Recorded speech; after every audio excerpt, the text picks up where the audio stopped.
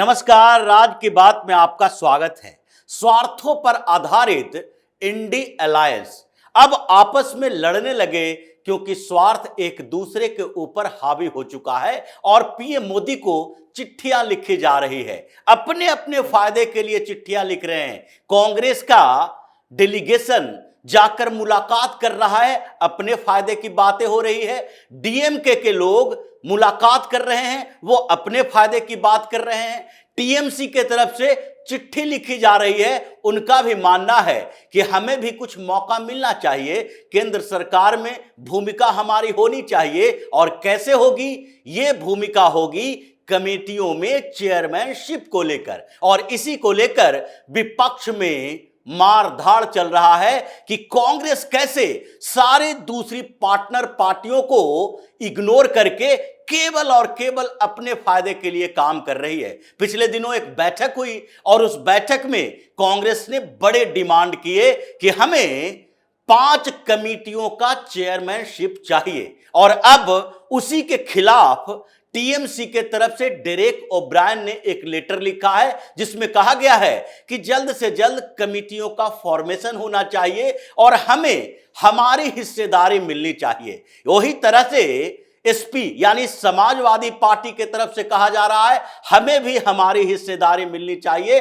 और डीएमके भी इसमें पीछे नहीं है। डीएमके के नेताओं ने भी किरण रिजिजू से मुलाकात की और कहा कि कमेटियों में हमें भी जगह मिलनी चाहिए। अब इस बात को लेकर 4 पार्टियां यानी कि कांग्रेस, डीएमके, समाजवादी पार्टी और तृणमूल कांग्रेस, ये चारों पार्टियां आपस में भिड़ी हुई है और मोदी सरकार के फैसले ने 88 सांसदों, 3 पार्टियों को राहुल गांधी के खिलाफ खड़ा कर दिया है। ये तीनों समझने लगे हैं कि हम जो इंडी अलायंस के नाम पर कांग्रेस के पीछे पीछे चलते हैं, वो पीछे पीछे चलने का समय नहीं है, बल्कि अगर अपोजिशन पार्टियों को एकजुट होना है तो कांग्रेस को भी इग्नोर करना पड़ेगा, उसको दरकिनार करना पड़ेगा, क्योंकि राहुल गांधी केवल अपने फायदे की बात सोचता है। और कांग्रेस की बात अगर करें तो इतिहास साक्षी है, कांग्रेस ने किसी भी रीजनल पार्टी का भला नहीं चाहा।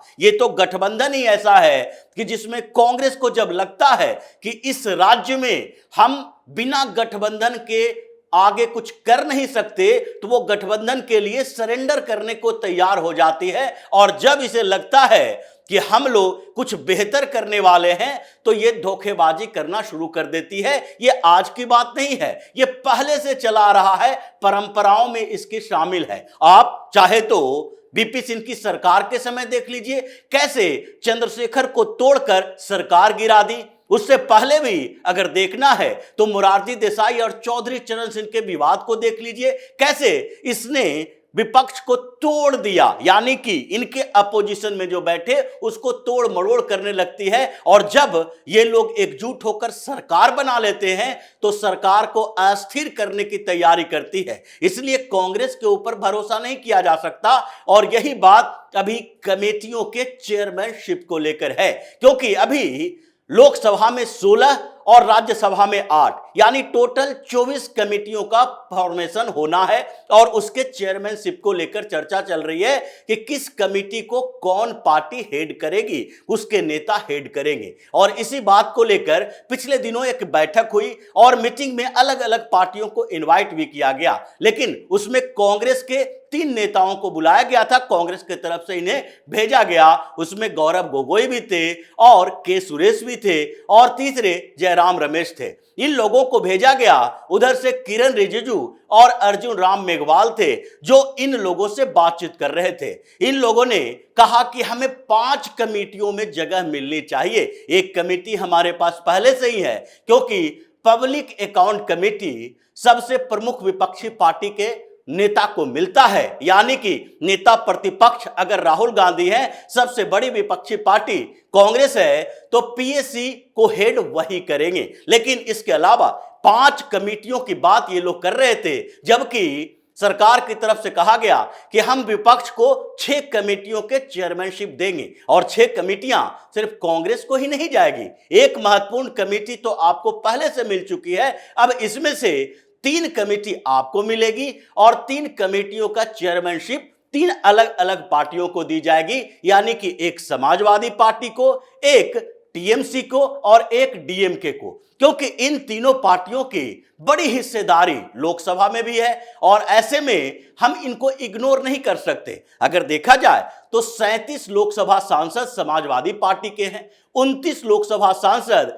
टीएमसी के हैं और 22 लोकसभा सांसद हैं जो डीएमके के हैं, यानी कि टोटल 88 सांसद इन लोगों के पास हैं। और राहुल गांधी जो विपक्ष में लीड करने की कोशिश कर रहे हैं, लोकसभा चुनाव के बाद इनकी पार्टी को 99 सीटें मिली थी, जिसमें से 2 सीटों पर राहुल गांधी खुद लड़े थे, अब वायनाड को छोड़ चुके हैं, यानी कि अभी 98 मेंबर इनकी पार्टी के हैं। जब उपचुनाव वायनाड में होगा उसके बाद निर्धारित होगा कि 99 का आंकड़ा रहता है या फिर घट जाता है। लेकिन अभी की स्थिति जो है उसमें से अगर 88 इन तीन पार्टियों के पास है और दूसरी छोटी पार्टियां भी इन्हें सपोर्ट करने के लिए तैयार है, तो इनको भी हिस्सेदारी मिलनी चाहिए। लेकिन कांग्रेस इस बात के लिए तैयार नहीं है, मान नहीं रही है, कहती है कि नहीं, हमें तो 6 कमेटियां चाहिए, 5 अभी और दीजिए। और इसी बात को लेकर मामला अटका हुआ है। डेरेक ओब्रायन ने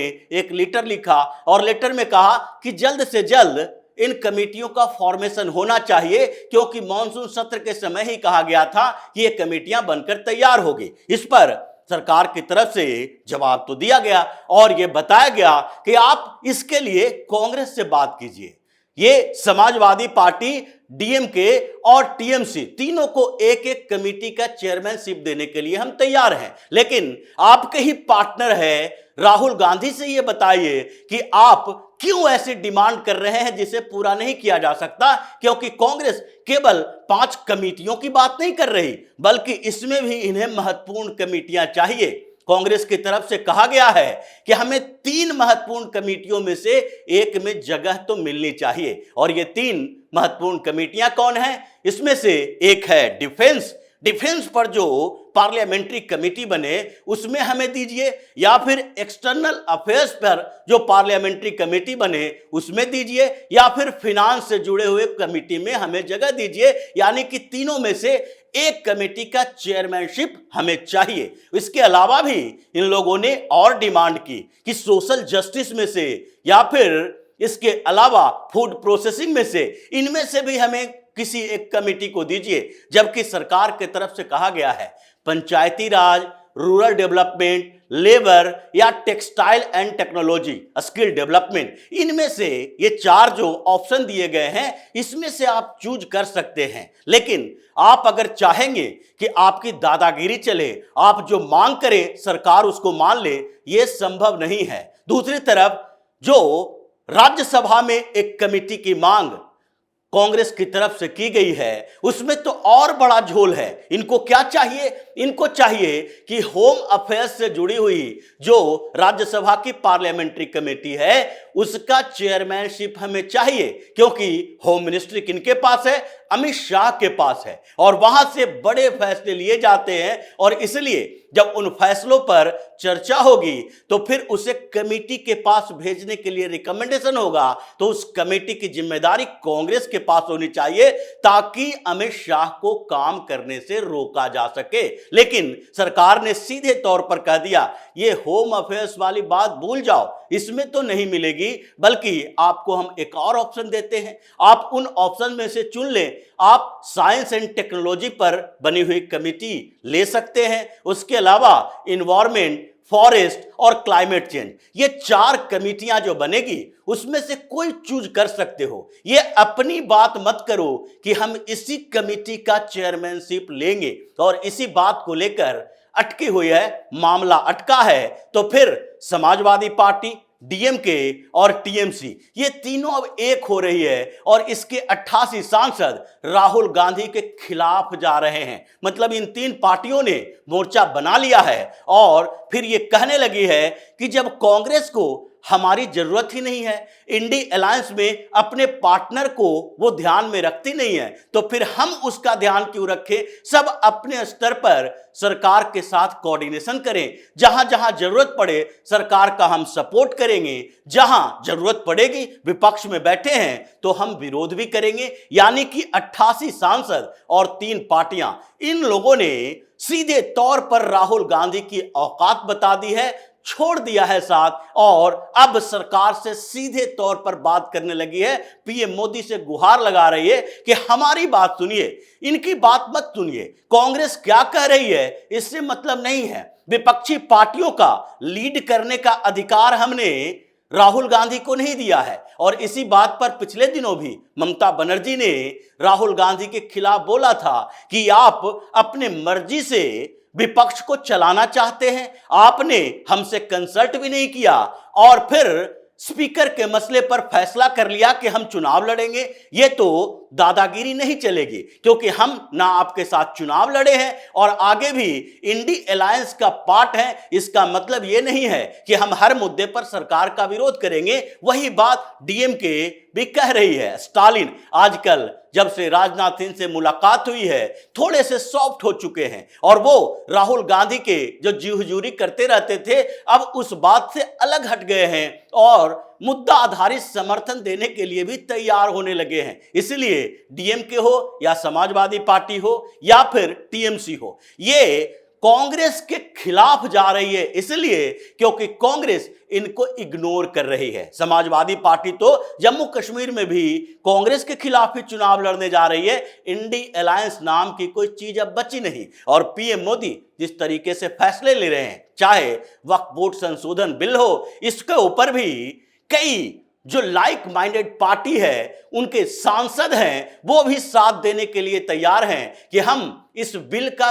विरोध नहीं करेंगे। जब हमें लगेगा कि जेपीसी में चर्चा हो गई है, इससे देश को नुकसान हो रहा है, ये केवल एक धर्म विशेष के लोगों को खुश करने के लिए है, तो फिर हम भी अपने धर्म के लोगों को खुश करेंगे। यानी हिंदुत्व पर चलने वाले सांसद जिनको अपने क्षेत्र से फीडबैक मिल रहा है वो भी मोदी का समर्थन करने के लिए तैयार हैं। मतलब कुछ फैसले और फिर कांग्रेस की धोखेबाजी ने विपक्ष में एक बार फिर से कोहराम मचा दिया है, झगड़ा शुरू हो गया है और ये लोग मोदी का साथ देने के लिए तैयार हो रहे हैं। तो इसी तरह की खबरों के साथ फिर से हाजिर होंगे, तब तक के लिए बने रहिए हमारे साथ और देते रहिए हमें सहयोग, ताकि इसी तरह की खबर हम आपके लिए लाते रहें। धन्यवाद।